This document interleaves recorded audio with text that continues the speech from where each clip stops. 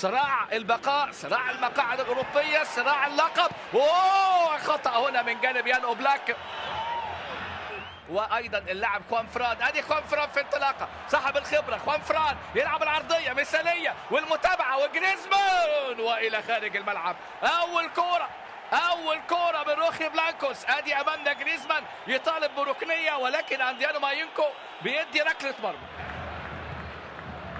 في اطار دوري ابطال. ادي كره اماميه وادي جريزمان، الحاجات دي ما بيغلطش فيها جريزمان، وانقاذ رائع من رولي.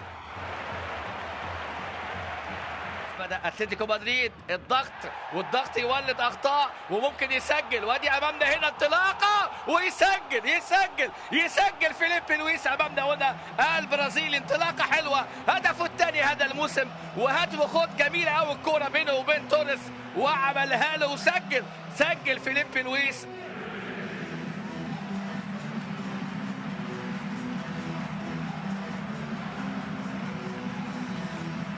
ودي هجمه وانطلاقه المره دي. كراسكو معاه مارتينيز، عرضيه خطره. اوه توريس هيسجل. مش ممكن الاولى في القائم، رجعت لك الثانيه اسهل.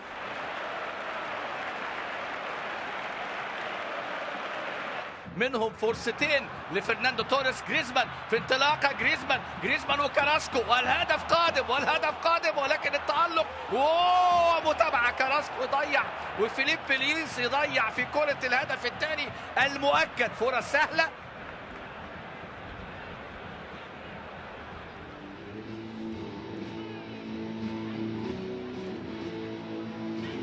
لمسه حلوه قوي من توريس في بدايه اولى مع ارخي الكوريه اللي يسدد يا ولد، لكن مش قويه، فكرتها حلوه اللي تواجد خلالها وكان ليه دور فعال. ودي هدف يا على الكوره الضائعه، فرصه ضائعه، عمل كل حاجه حلوه في الكوره الا اللمسه الاخيره.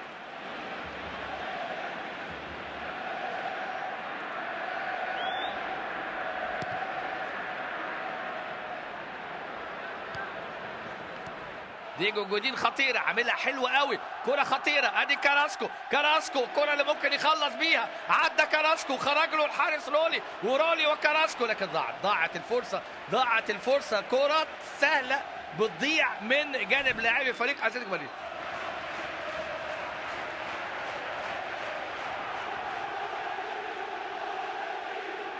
في الحفاظ على النتيجة والثلاث نقاط يرفع الرصيد 61 نقطة. ودي عرضية وهدف تاني ضائع، هدف ضائع من خيمينيز.